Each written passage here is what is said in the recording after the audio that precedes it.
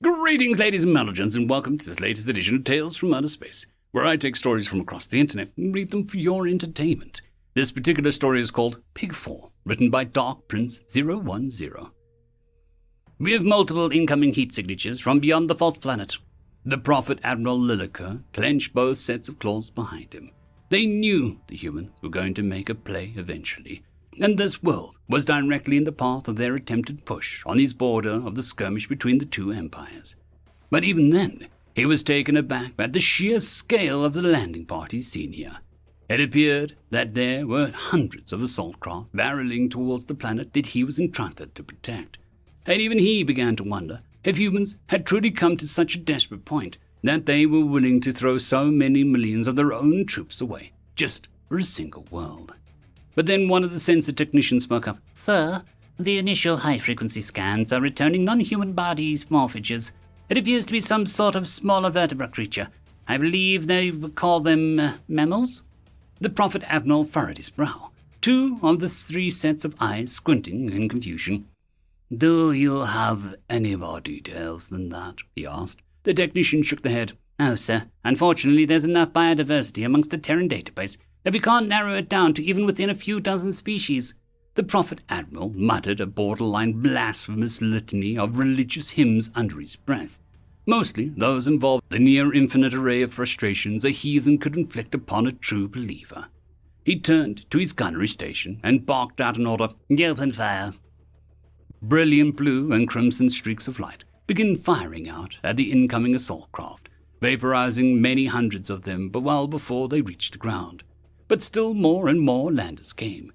He began to realize that they were not even seeing their initial crackling spatter from crude human attempts at ship shielding that would have helped a lander survive one, perhaps 2 shots from every gunnery batteries before succumbing. Instead, the unshielded landing craft were evaporating entirely under just a single round, becoming fine clouds of silver shimmering mist under the barrage. But still more and more assault craft began breaking through their screen through sheer force of numbers. He turned to the array of communications officers linked directly to the ground support platoons. "Begin the preparation to repel invasion." After a short moment of hesitation, he added, "Full lethal force, sir. No prisoners or ammunition conserved. Not until you report to me what you are seeing and we can get a better idea of what we're up against." He received a series of acknowledgments through the holographic display. Then there was a long moment of waiting, and all he could do was hope that this was not one of the more terrifying human creatures that they had decided to unleash upon this world.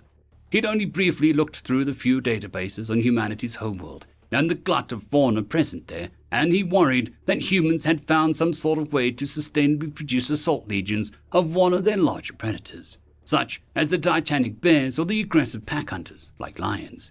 Instead, the initial reports were confused and bemused as Zeliot captains reported back. "The creatures are fleeing, sir. They're relatively small, no more than knee-height, and they do not appear to possess any distinct weaponry. Indeed, as soon as we fired upon them, they fled into the scrub and forest, uploading Hollywood now." The Prophet Admiral could feel his confusion mounting as he saw the odd pink animals lacking fur, armored scales, or even visible teeth or claws. The creatures humans had sent to this world had simply fled, offering not even the most cursory attempts at battle resistance, and instead simply vanishing into the underbrush. One of the junior frequency technicians spoke up, her voice sounding like she was attempting to suppress a degree of mirth. "Sir, those are what I believe the humans call pigs. They're a livestock species, almost entirely harmless, and likely no threat from what I could remember from their records." The Prophet Admiral nodded slowly, but still gestured to his science officer. "I want a full diagnostics on the potential threat capacity of these pigs. I want to know what the hell the humans just unleashed on us." The report took only a few minutes to compile, and his science officer admitted that while there was some capacity for uncertainty given the translation of what human databases their spies had been able to steal earlier in the war, the greatest threat from pigs appeared to mostly be potential zoonotic diseases. The Prophet Admiral nodded, muttering a small prayer of gratitude to the distant science hierophants who had been so diligent months ago that they had ensured that their holy forces were well prepared and immunologically bolstered against the aggressively wide array of Terran diseases. The Prophet Admiral sat back in his chair, finally allowing himself to relax a degree.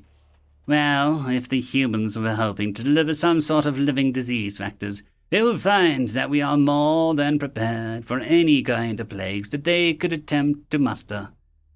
5 years later. It's a plague! I tell you, it's a plague! The Prophet Admiral waved for the wide-eyed engineer to sit and calm themselves. The engineer had been gesticulating wildly, waving a holopad representing a number of shaded areas that had sustained significant damage.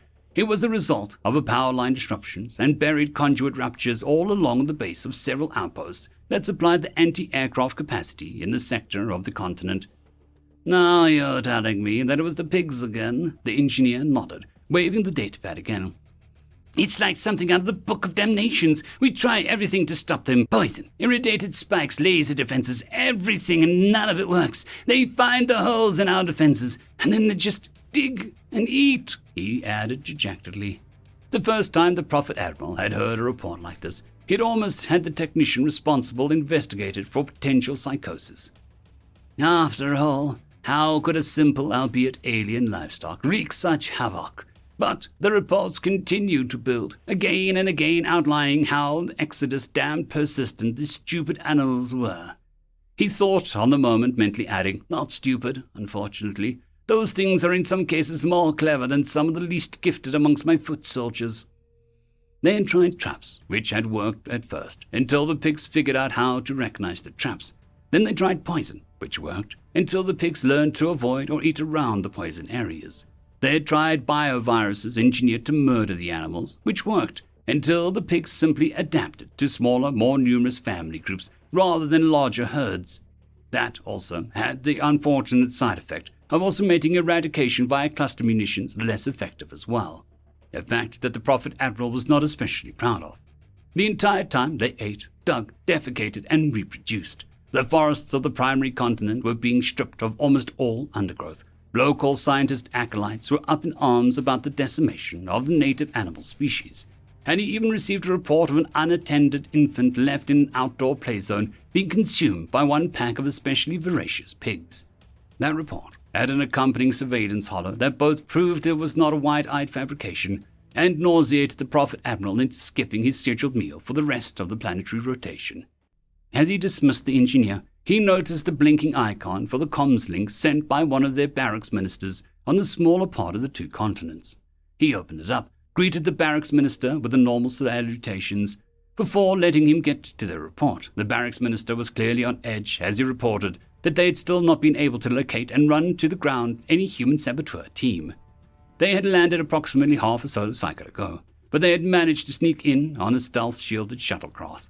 Their own ground forces had since recovered, disassembled, and reverse-engineered the stealth technology on the shuttlecraft, and now all the sensors were all equipped to detect and remove any attempts to resupply the human strike team.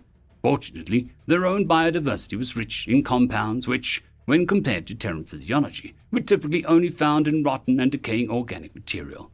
As a result, any attempts by the humans to forage for supplies should have been met with abject failure. And their shuttlecraft was barely large enough for the humans themselves, and certainly not large enough to contain months of supplies. And yet, nevertheless, they had still had sightings and damage reports indicating a pattern of the humans striking at critical infrastructure and defense installations. The barracks minister sighed, and with one set of arms gestured and brought up an image for the Prophet Admiral. We have figured out how the Terran saboteurs have managed to persist on our world for so long, despite there being nothing for them to eat here. Unfortunately, it seems like that was what the pigs were for. The image displayed a smothered cook fire and the well-picked-over remains of a slaughtered pig. There was also a small wedge of plant bark that had some dark squiggly black markings on it. The Prophet Admiral recognized it as being a Terran writing, a very inefficient and poorly structured system that took his visuals translator multiple long moments to decode. Finally, it spat out an approximation of what the message contained. Greetings! Thanks again for the... And here the word was a direct human translated pronounced. Bay can. It was delicious, and we're real glad to see there plenty more of it. We kindly remind you that terms of a ceasefire have been offered, and we strongly encourage you to accept the terms, lest we need to continue making a mess down here, blowing up your... Another word that effectively translated as a slur for fecal matter. And having some damn good barbecue. Yours truly, those pains in your... Another slur, this time for the posterior region. The Prophet Admiral rubbed above his eye sockets and leaned back in his worn chair. In the past solar cycle alone, they had received a dozen similar reports of other planets being invaded by dropships containing nothing but thousands upon thousands of pigs. It was going to be a very long war. End of story.